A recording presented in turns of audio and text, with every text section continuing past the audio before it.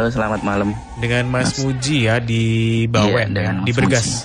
Di Bergas. Ini mau cerita di daerah SMP Bawen ini. Oke, boleh langsung Mas ceritanya?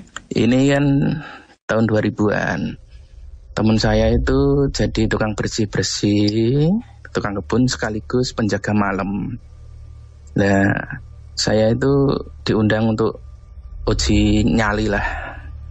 Nah, saya bawa teman 2 lagi, jadi berempat. Sore itu saya langsung menuju ke SMP itu. Tapi sayangnya itu saya lewat pagar itu. Tiba-tiba itu saya kayak didorong orang.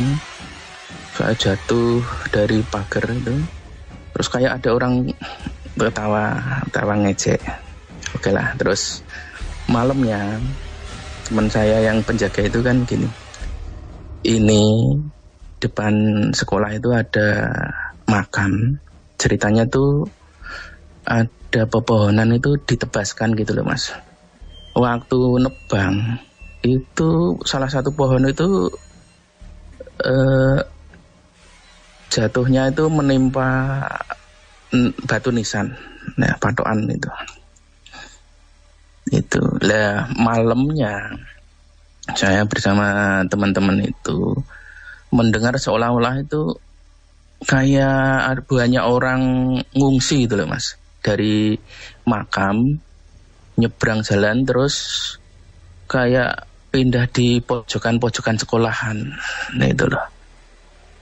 Nah saya kan penasaran, tanya sama temen, saya tadi didorong orang tapi nggak kelihatan.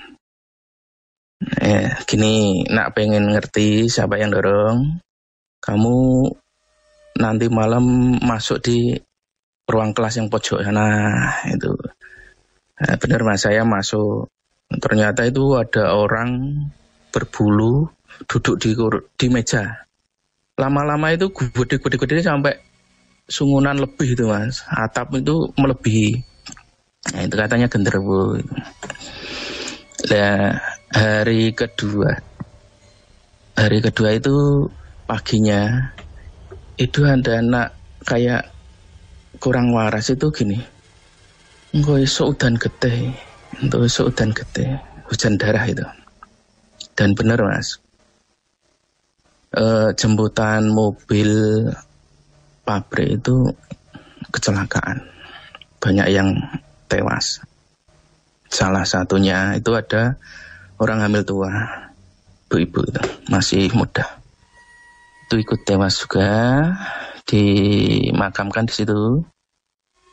Lah malam kedua itu uji nyalinya sama teman-teman itu keliling sekitar sekolahan. Lah pas keliling itu teman saya penjaga sekolah itu lihat, nah ini kak di Cungkup ada orang wanita menyusui anak itu Mas. Itu, nah diinget-inget loh, ini kan yang meninggal kemarin ikut mobil itu, memang hamil tua itu. Tapi nggak ngomong sama teman-teman, saya juga nggak lihat. Oke, nah, terus pulang ke sekolahan, terus aku dan teman-teman itu gini, kalau kamu pengen lihat apa-apa coba konsentrasi itu. Nah, konsentrasi, saya itu kalau pejamkan mata itu kelihatan ada keranda berjalan ya, seputar sekolahan, seputar makam itu Mas. Lah teman saya itu dilihatin pocongan. Lah yang satu asli anak situ nggak dilihatin apa-apa. Itu. Lah hari berikutnya itu pas di depan sekolahan itu ada mobil jemputan pabrik itu berhenti. Dia ngomong sendiri, dia nggak bawa teman. Mbak, turun sini ya Mbak ya. Nah, aku supir ini ngomong harus siapa? Nah, tak deketin. Mas, ngomong sama siapa Mas? Itu Mbak tadi turun di sini. Loh kok turun di kuburan? Terus, Mas, kamu itu nggak bawa siapa-siapa ya? Setelah sadar itu, loh, kok sini ya? Masih takut. Terus suruh saya nemenin sampai jemputan pabrik itu. Nah, terus hari berikutnya itu saya ngobrol-ngobrol sama temen itu loh, yang jaga sekolahan itu. Ini sebenarnya ada apa toh? Itu tuh gara-gara nebang pohon, terus menimpa patokan itu penghuninya nggak terima. Sementara kan mengungsi di sekolahan, itu merasuki anak yang kurang waras itu, katanya banjir darah, hujan darah itu. Akhirnya ada kecelakaan itu. Demikian Mas, cerita yang lumayan menarik bagi saya. Tahun berapa Mas tadi? 2000-an gitu, 2000-an. Artinya udah lumayan lama ya? Iya, lama lumayan. Itu pemakaman kampung? Kampung, iya betul. Di sekolahan, depannya itu makam. Jalannya pas tanjakan itu, daerah Bawen. Tapi pemakamannya seserem apa sih Mas?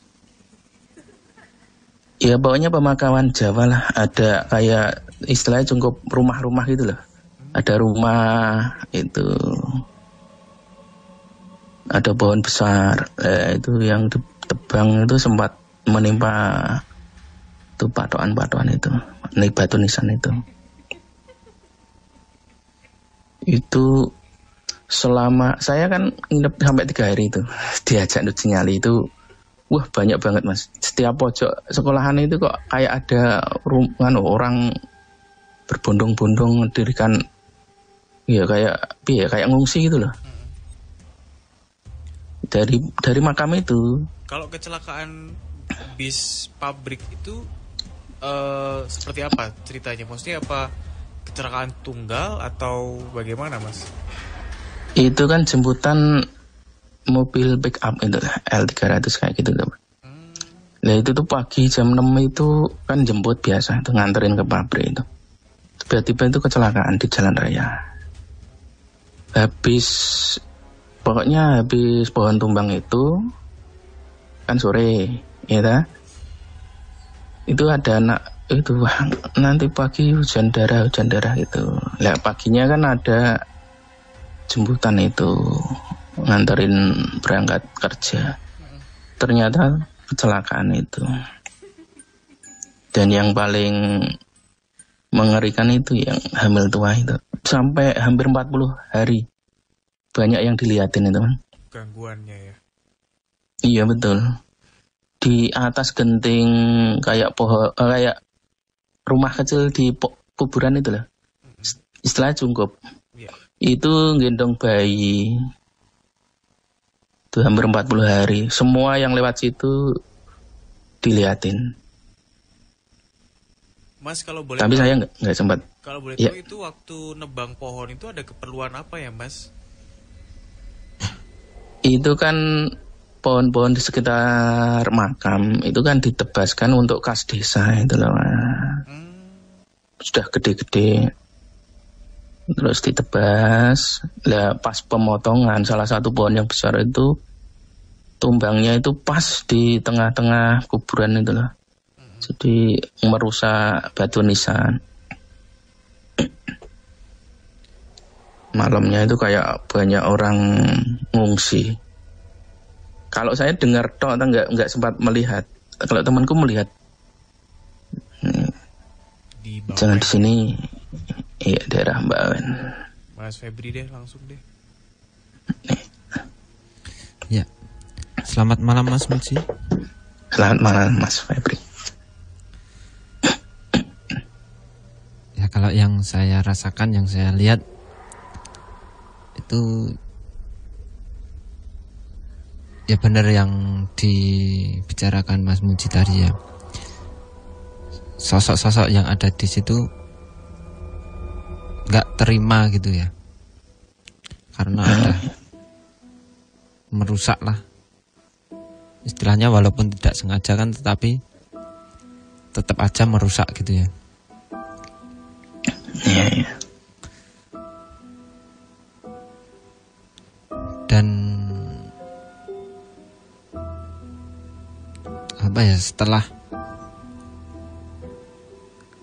kejadian tertimpa pohon tersebut, memang banyak sosok yang lari dari area situ ya. Ya istilahnya ngungsi itu tadi ya. Ngungsi. Nyebrang jalan pokoknya di daerah sekolahan, pemukiman sekolahan, pojok-pojok kelas itu. Ya. Mereka memang mencari tempat-tempat yang masih kosong ya. Kalau yang saya lihat ini. Tapi berarti artinya sebenarnya sekolahannya nggak kenapa-napa sebelum ada penebangan pohon itu, Mas? Enggak. Ya ada sih, ada. Ada, cuman makhluk seperti ya. Ada. Cuma nggak sampai, katakanlah ini kan udah parah ya Mas. Sampai ada yang betul. Kayak kerasukan itu tadi ya. Itu kan udah parah. Gitu. Memberitahu nanti pagi itu ada hujan darah itu. Itu anak. Ternyata kecelakaan itu. Itu anak, maksudnya tadi Mas bilang anak. Maksudnya gimana, anak kesurupan atau? Bukan. Kayak gimana ya? Kayak kurang waras itu loh Mas.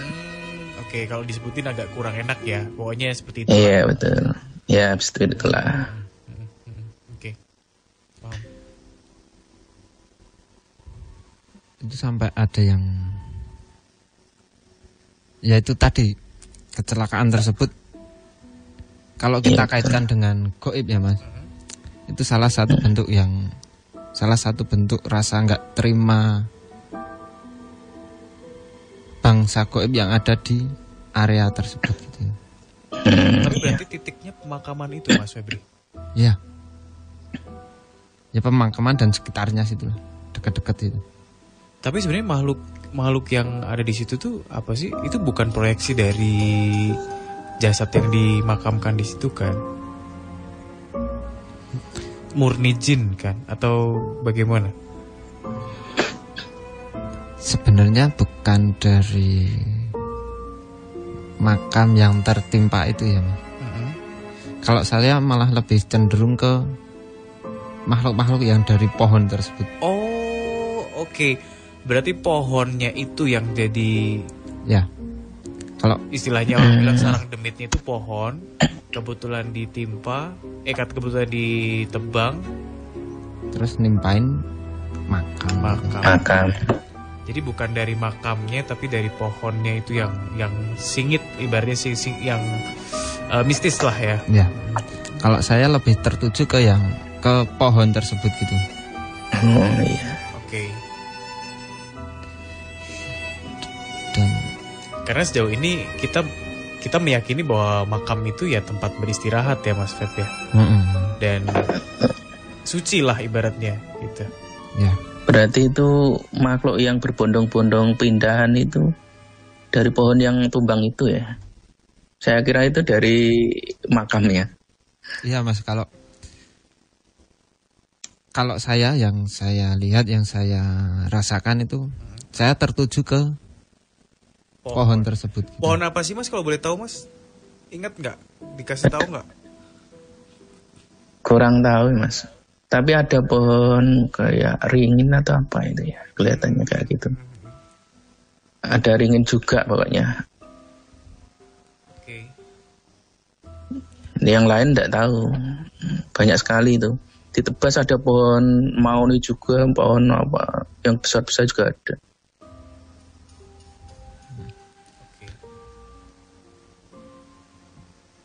Ini ya yang saya tertarik sama yang ini tadi ya, yang kecelakaan itu, yang ada seorang wanita hamil itu ya Mas. Iya. Itu kalau sampai sekarang pun saya melihatnya itu kasihan ya. Masih berarti ya. Residunya masih di situ Mas. Masih ada. Di jalan itu. Iya. Sampai sekarang masih ada. Mas, tapi itu SMP berarti sekarang ini ya, terkenal agak banyak gangguan gitu, Mas? Kalau sekarang kurang tahu ya. Tapi katanya juga kayak gitu. Sering ada gangguan. Tapi masih ada yang sekolah kan? Nggak tutup. Oh, rame sekarang. Masih rame. Karena gimana ya Mas, kalau seseorang terlalu takut, terlalu percaya sama makhluk-makhluk seperti itu, malah makhluk-makhluk seperti itu malah seneng Mas gitu. Yeah. Jadi termasuk sopir itu yang digangguin itu ya. Sering itu sopir. Iya. Seolah-olah bawa penumpang padahal itu nggak kelihatan. Penumpangnya nggak kelihatan. Itu kejadian ya, itu baru apa udah lama Mas? Ya, yang sopir itu? Baru-baru ada kejadian kecelakaan itu loh Mas. Sopir-sopir itu sering ada penumpang tapi apa ya, makhluk-makhluk ya gitu. Seolah-olah menurunkan. Saya lihat sendiri itu. Terus tak tanya, "Loh Mas, kamu tuh menurunkan siapa?" "Mbak ini tadi tuh." "Loh kok di depan kuburan?" Terus tak sentuhan tangannya, "Mas, sebenarnya itu Anda itu tidak menurunkan siapa-siapa." Terus sadar dicari, "Loh, penumpang saya tadi mana?" "Loh kok di depan kuburan." Depan SMP pas kuburan. Itu hampir jam 10 malam, menjemput jam 10. Pas mau masuk malam. Sekitar jam 9, hampir jam 10 itu. Malam. Jatah jemput malam. Tapi itu jalan menghubungkan beberapa daerah ya, beberapa desa, beberapa kampung gitu ya. Iya. Ada 3 kampung sekitar. 3 mungkin lebih. Yang melewati jalan sebelah kuburan itu. Depan SMP. Ada sungai nggak sih Mas deket situ Mas? Ada. Kalau berjalan lurus dari kuburan itu melewati sungai. Udah melewati desa ada sungai. Kanan kiri kuburan ada perumahan, ada rumah warga atau? Ada rumah warga dekat. Ada warungnya juga kok dekat. Tapi nggak dempet kan, maksudnya? Enggak ada jarak. Jauh ya. Ya sekitar 50 meteran. Oh ya itu lumayan Mas, kalau di desa mah 50 meter, kita lewat 50 meter juga agak merinding ya. Iya betul. Oke, Mas Febri kalau ada tanggapan cukup. Mungkin cukup. Ya kalau yang dari setahu saya ya itu saya tertuju ke pohon tersebut gitu. Iya. Istilahnya sing manggoni ngamuk lah gitu. Oh gitu. Nggak terima gitu ya. Tapi jelas bukan dari makamnya ya. Makamnya ya. Bukan ya. Bukan, kalau menurut saya bukan.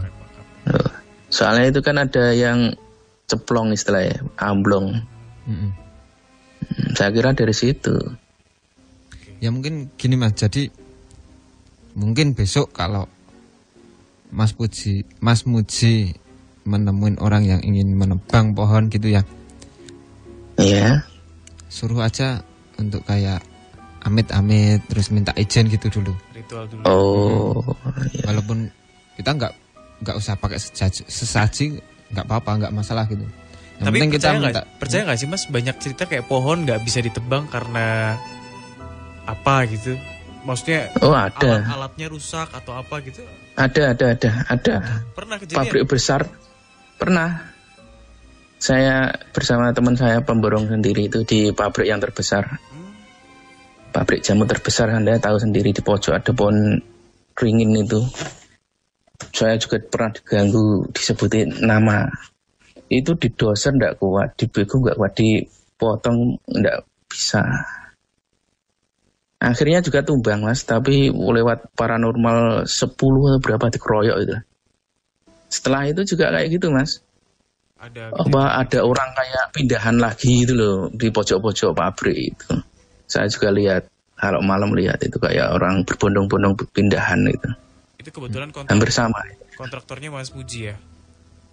Bukan, saya bekerja dengan dia. Oh, bekerja dengan dia. Terus konsultasi itu, ini pohon kok diapa-apakan nggak bisa tumbang ya, padahal ini harus dipotong gitu. Terus ya panggil orang pinter tuh aku. Itu dari orang daerah Jogja atau Solo itu 10 orang itu baru bisa tumbang. Menarik. Oke, terima kasih ya Mas Muji untuk Oke.